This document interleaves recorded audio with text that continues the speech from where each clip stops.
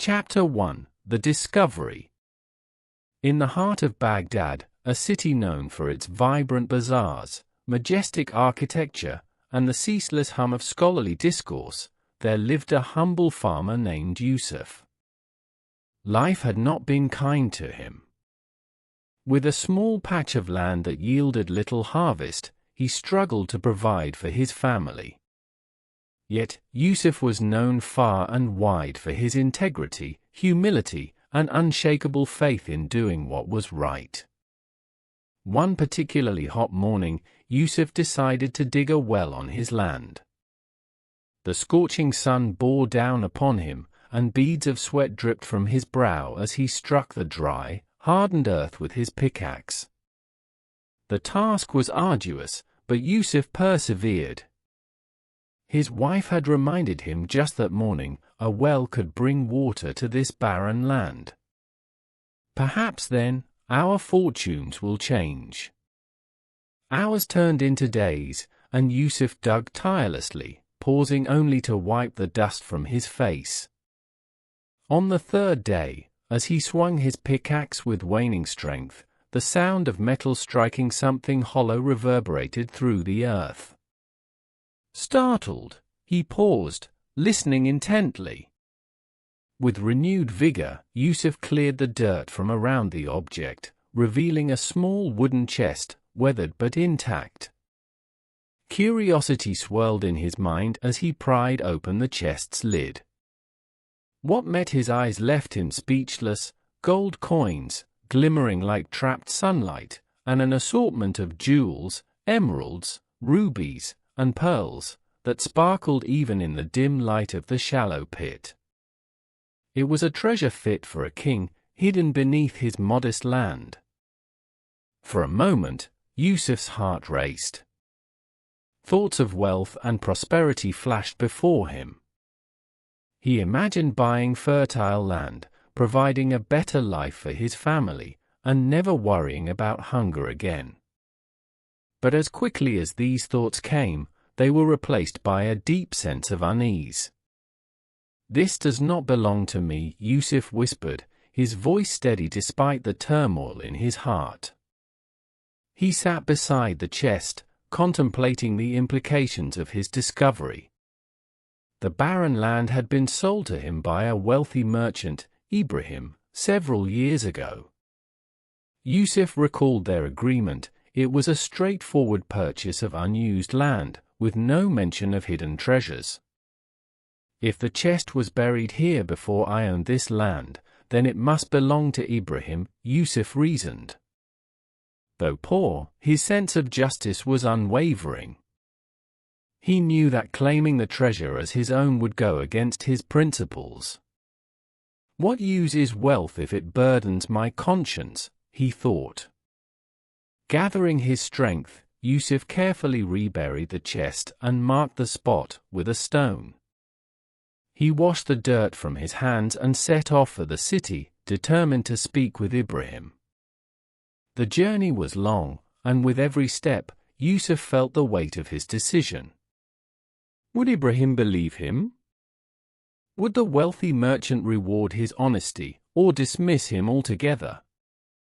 When Yusuf finally arrived at Ibrahim's grand home, he hesitated for a moment, marveling at the sprawling courtyard and the merchant's opulent lifestyle.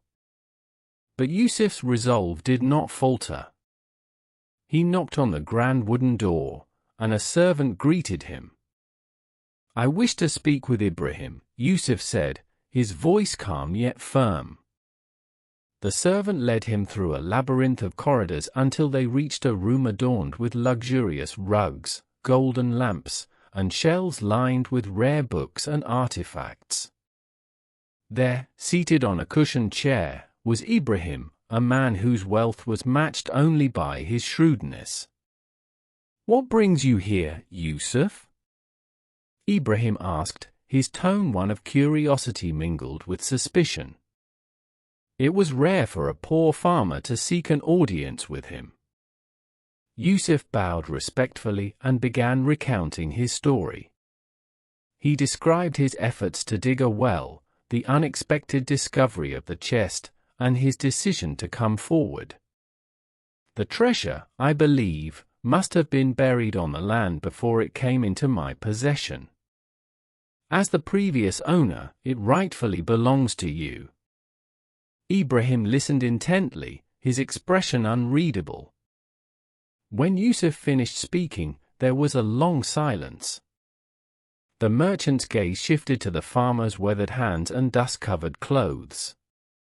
In that moment, Ibrahim was faced with a question of his own: what was the true value of wealth, and what would he do with this unexpected windfall? Chapter 2: The Merchant's Conscience. Yusuf sat across from Ibrahim in the merchant's grand chamber, the treasure chest placed between them. The ornate room was filled with the scent of incense and the faint hum of servants bustling in the background, yet all of Yusuf's attention was fixed on Ibrahim's reaction. The merchant, a man accustomed to dealings with gold and jewels, looked at the chest with widened eyes. For a moment, Ibrahim said nothing. He ran his fingers across the edge of the chest, inspecting its contents with care. The coins were ancient, bearing inscriptions in a script that spoke of a bygone era. The jewels, though dusty from their years underground, shimmered with a brilliance that could rival the stars. "This is quite the find," Ibrahim finally said, his voice steady but tinged with surprise. He looked up at Yusuf, his sharp eyes searching the farmer's face. "You're certain you found this on the land I sold to you?" "Yes," Yusuf replied. "It was buried beneath the surface, hidden for who knows how many years. I bought the land from you, but this treasure is not part of what I paid for. I believe it rightfully belongs to you, the previous owner." Ibrahim leaned back in his chair, stroking his beard thoughtfully. The merchant was not a man easily swayed by emotion. His life had been built on shrewdness and negotiation, and he prided himself on his ability to assess situations with precision. Yet Yusuf's honesty unsettled him. "This does not belong to me either," Ibrahim finally said, shaking his head. "When I sold you the land, it was barren and untouched. I had no knowledge of any treasure buried beneath it. If it was hidden there, it must have been placed by someone long before I ever owned the land. It is yours now, Yusuf. By law and by fortune, it belongs to you." Yusuf frowned, his expression firm but respectful. "No, Ibrahim. The land may now be in my possession, but I believe the wealth it hides is tied to its history. That history is yours, as its former owner." The two men sat in silence for a moment, the weight of the treasure's significance pressing upon them. It was not just gold and jewels lying in the chest, it was the burden of wealth that neither man felt comfortable claiming. Ibrahim, though wealthy, knew that accepting the treasure would carry a shadow of doubt. Yusuf, despite his poverty, could not bring himself to keep what he believed was not his. "This wealth could change your life," Ibrahim said, breaking the silence. "Why would you refuse it so readily? You and your family could leave your struggles behind." "It is not my destiny to thrive on something that is not mine," Yusuf replied calmly. "If I took this treasure and ignored its rightful ownership, I would lose the peace of my heart. And that, Ibrahim, is a price too great to pay." Ibrahim stared at Yusuf, a man whose humility and integrity stood in stark contrast to the world of ambition and greed he knew so well. For all his wealth, Ibrahim could not help but feel a pang of admiration and guilt. Here was a man with so little, yet he clung to values Ibrahim himself had long since compromised. Despite their shared respect, neither man would yield. Yusuf's insistence that the treasure belonged to Ibrahim was met with equal determination from the merchant, who refused to accept what he believed was no longer his. The debate grew spirited, with each man raising points about ownership, fairness, and the will of fate. At last, their voices carried beyond the chamber, drawing the attention of Ibrahim's servants. "Perhaps it is best to involve the qadi," one servant whispered to another, watching the unusual scene unfold. Hearing this, Ibrahim nodded. "Yusuf, let us take this matter to the qadi. He is a man of wisdom and law, and his judgment will bring us clarity." Yusuf agreed, knowing that the qadi's decision would resolve the matter in a way neither of them could dispute.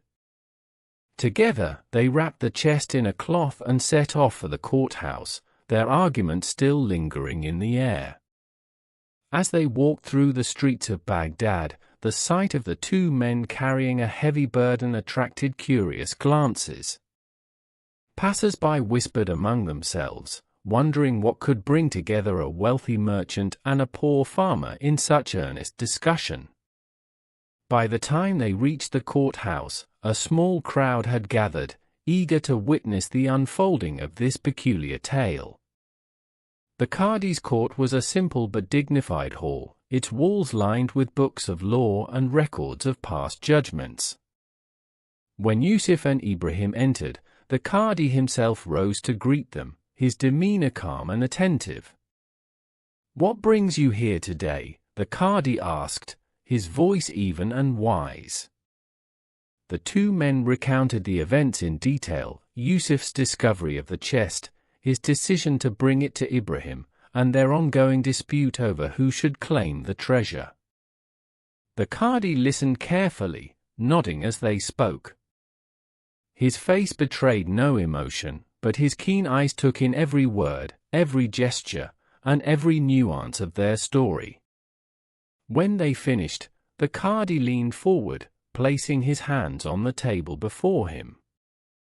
"This is a rare and fascinating case," he said.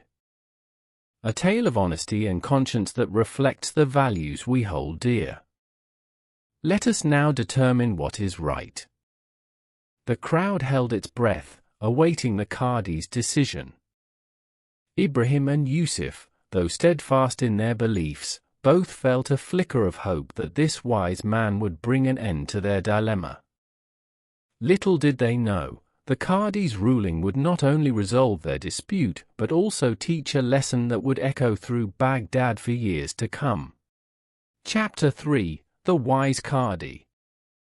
The qadi of Baghdad, a man celebrated for his sagacity and fairness, sat quietly in his ornate wooden chair, the weight of countless judgments etched into his weathered face. His reputation was legendary. Merchants, scholars, and laborers alike sought his counsel, for his decisions often blended the letter of the law with a deep understanding of human nature. Yusuf and Ibrahim stood before him, their expressions a mixture of hope and anxiety as they awaited his ruling on the treasure that had so unexpectedly entered their lives.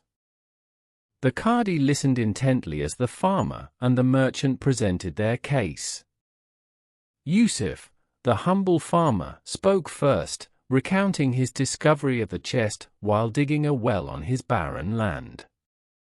Ibrahim, the prosperous merchant, then explained his stance, that he had sold the land unaware of its hidden wealth and thus could not claim the treasure. The crowd gathered in the courtroom leaned forward, captivated by the tale of honesty and mutual respect that had led these two men here. When they had finished, the qadi sat in contemplative silence. He stroked his beard, his piercing eye studying both men. "This is indeed a rare and remarkable case," he finally said. "Rare not for the treasure itself, but for the integrity displayed by both of you. In a world where greed often overshadows virtue, your actions are a testament to the goodness that still exists in men's hearts." The qadi's words brought a murmur of approval from the onlookers. He raised a hand to quiet the room, his gaze shifting between Yusuf and Ibrahim. To resolve this matter, he continued, I must consider not only the ownership of the treasure but also the greater good that can come from its use. He leaned forward slightly, addressing Yusuf first. Yusuf, do you have children? Yes, Yusuf replied with a respectful nod. I have a daughter of marriageable age. She is my pride and joy, though we are poor and have little to offer her for a proper dowry. The qadi turned to Ibrahim. And you, Ibrahim? Do you have children? I do, Ibrahim answered. I have a son, a fine young man who is ready to take on the responsibilities of marriage. A faint smile played across the qadi's lips as he leaned back in his chair. Then the solution to this dilemma is clear, he declared. Let Yusuf's daughter marry Ibrahim's son, and the treasure shall become theirs. In this way, it will remain within both families, and neither of you will carry the weight of guilt or regret.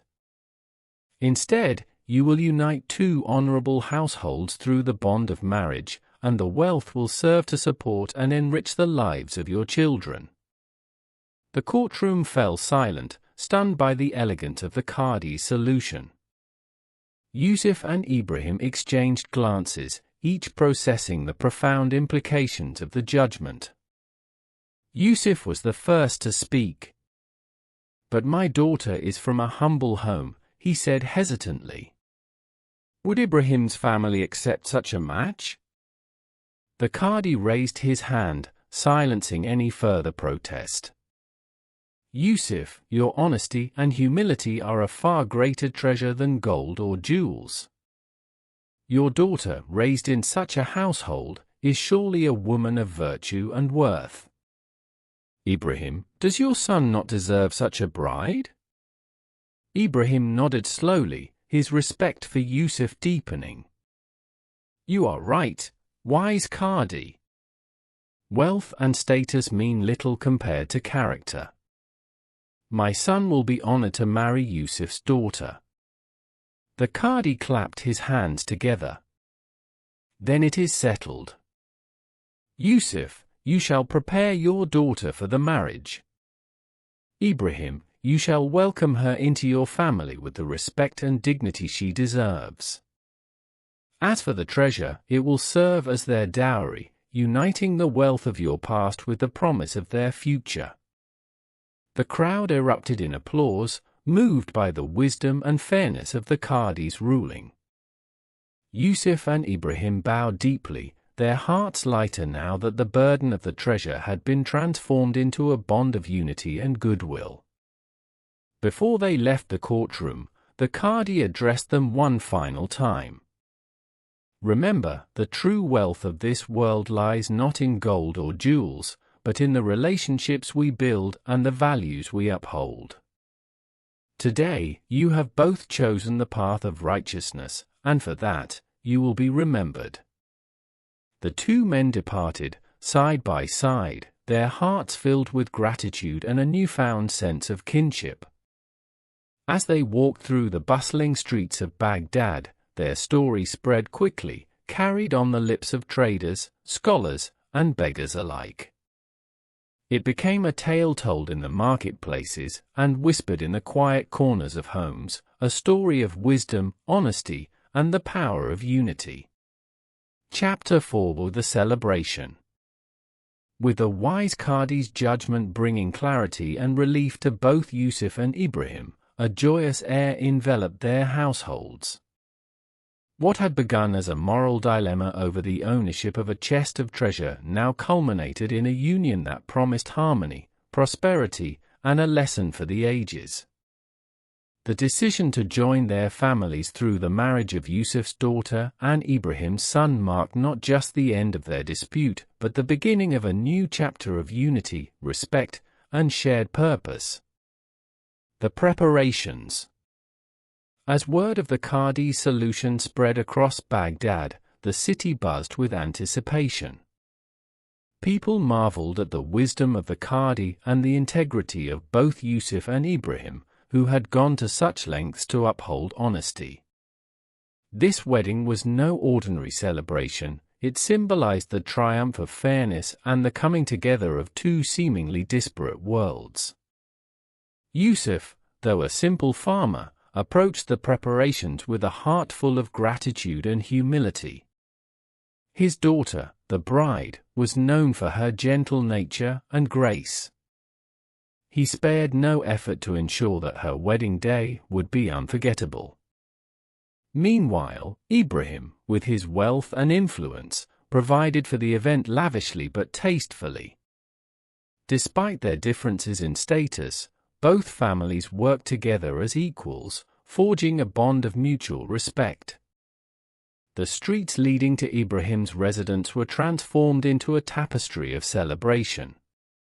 Vendors sold sweets and flowers, children played games, and musicians rehearsed melodies that would soon fill the air. Invitations were sent far and wide, ensuring that friends, neighbors, and even the city's less fortunate would partake in the festivities. For Yusuf and Ibrahim, the wedding was not just about their families, it was an opportunity to share their blessings with the community.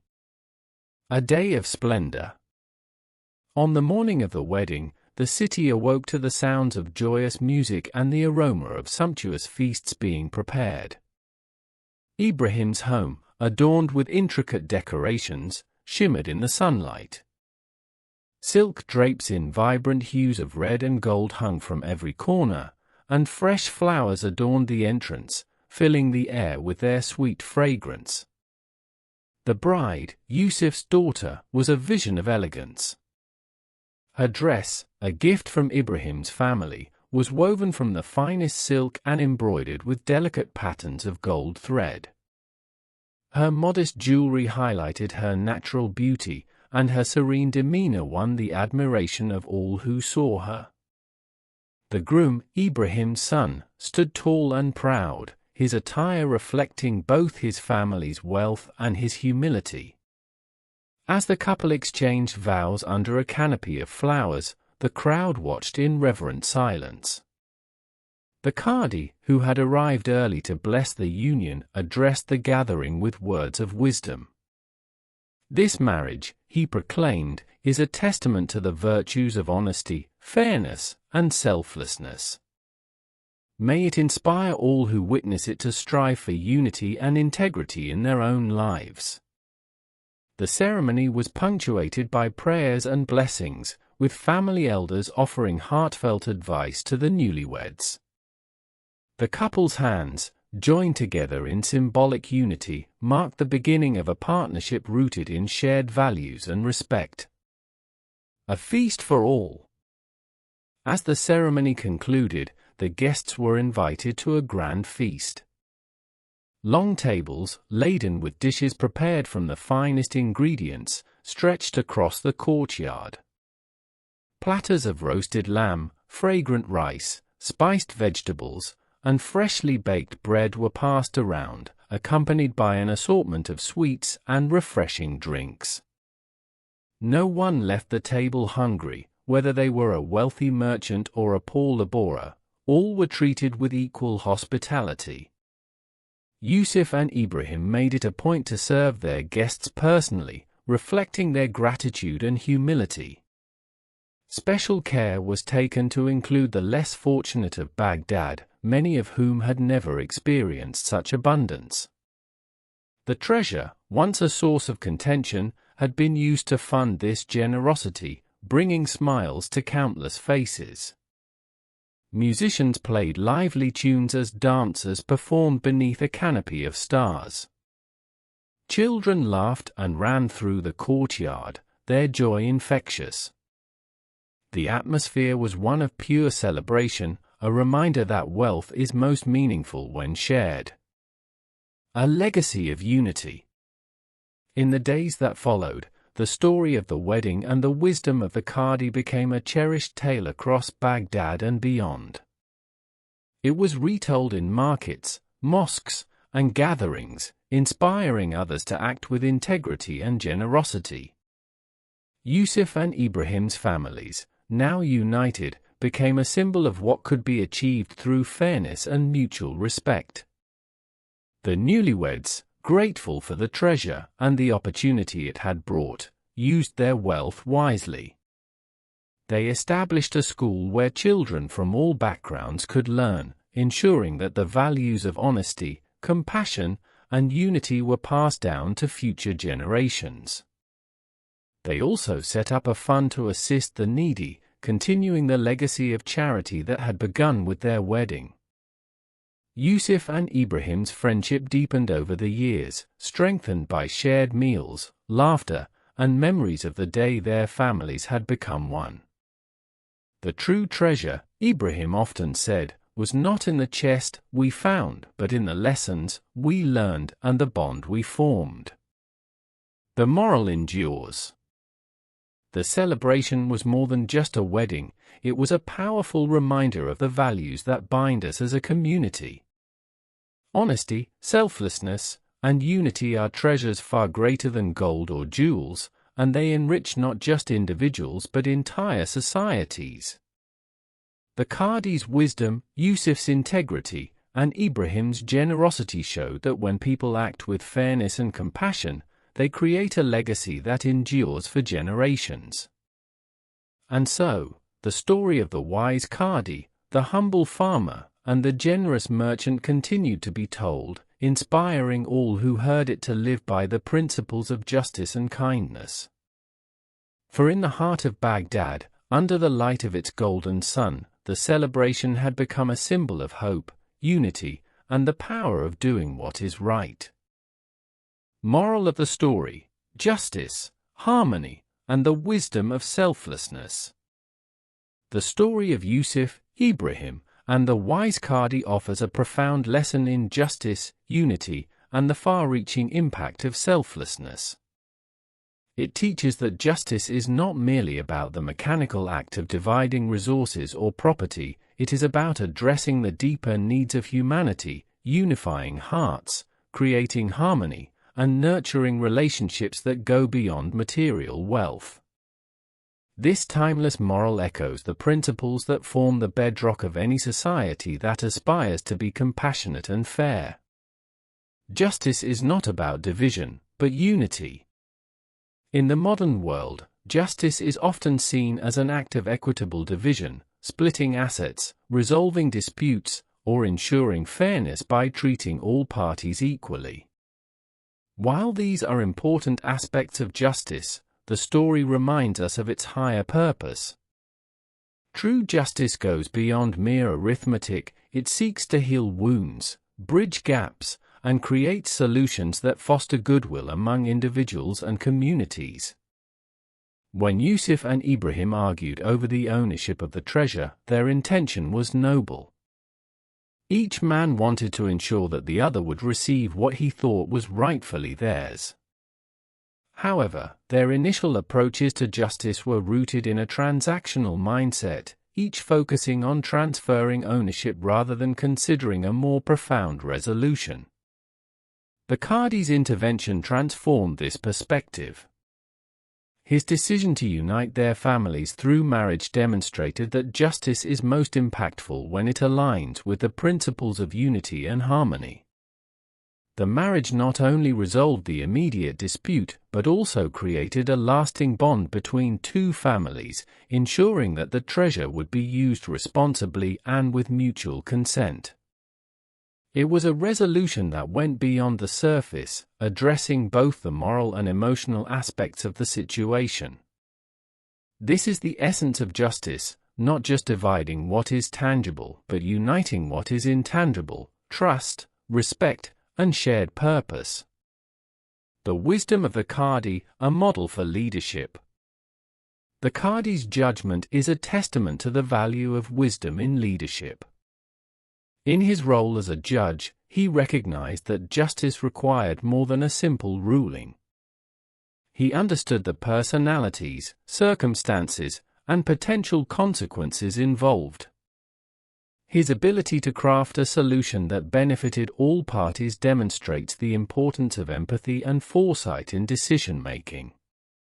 A key aspect of the qadi's wisdom was his ability to see beyond the immediate conflict.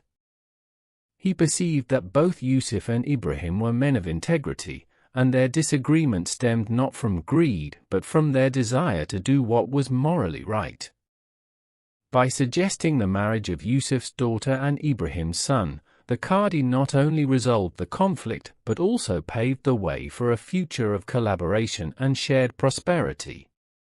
The qadi's approach offers a valuable lesson for leaders in all walks of life. Justice is not about asserting authority but about fostering understanding and creating solutions that uplift everyone involved. It requires humility, patience, and a deep understanding of human nature. The treasure of selflessness. At the heart of this story lies the theme of selflessness. Both Yusuf and Ibrahim demonstrated an extraordinary willingness to relinquish their claim to the treasure, prioritizing moral integrity over personal gain. Their actions highlight an essential truth: the value of wealth lies not in possession, but in how it is used to benefit others. Yusuf's decision to bring the treasure to Ibrahim, despite his own poverty, reflects his unwavering commitment to honesty. Similarly, Ibrahim's refusal to claim the treasure without certainty of ownership underscores his ethical character. Together, they embody the principle that true wealth is not measured in gold or jewels, but in the richness of one's character. The qadi's decision reinforced this idea by ensuring that the treasure would not serve as a source of division but as a catalyst for unity and generosity. By using the wealth to fund the wedding, support the poor, and invest in the community, Yusuf and Ibrahim turned what could have been a source of contention into a blessing for many. The ripple effect of justice and unity. The impact of the qadi's decision extended far beyond the two families involved.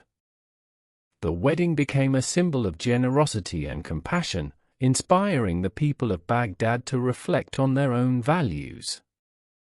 The story's widespread retelling ensured that its lessons would reach future generations, fostering a culture of fairness and selflessness. In any society, acts of justice and unity have a ripple effect, influencing not only the immediate parties but also the community as a whole. When people witness examples of integrity, empathy, and wisdom, they are inspired to emulate these virtues in their own lives. The story of Yusuf, Ibrahim, and the wise qadi serves as a reminder that justice is not an isolated act, it is a seed that, when sown in the right way, grows into a tree that shades and nourishes everyone around it. A timeless moral for all. The moral of this story transcends cultural and historical boundaries, offering valuable insights for people of all backgrounds and eras. In a world often divided by greed, conflict, and misunderstanding, it calls us to embrace the higher ideals of unity, fairness, and selflessness. For individuals, it reminds us to prioritize integrity and compassion over personal gain. Wealth and possessions are fleeting, but the bonds we form and the values we uphold endure. For leaders and decision-makers, it underscores the importance of empathy, wisdom, and long-term thinking in resolving conflicts. A just decision is one that not only addresses the immediate issue but also strengthens relationships and fosters goodwill. For communities, it highlights the power of shared values and collective responsibility.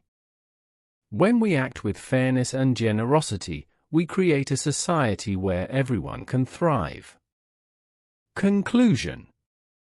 The moral of this story is a beacon of hope and guidance for all who seek to live with integrity and purpose. It teaches that justice is not about dividing what is material, but about uniting what is human, our hearts, our relationships, and our shared destiny. True wisdom lies in finding solutions that benefit all, turning conflicts into opportunities for growth and harmony. As the story of the wise qadi continues to inspire, it reminds us that the greatest treasures are not found in chests of gold, but in the principles that guide our lives.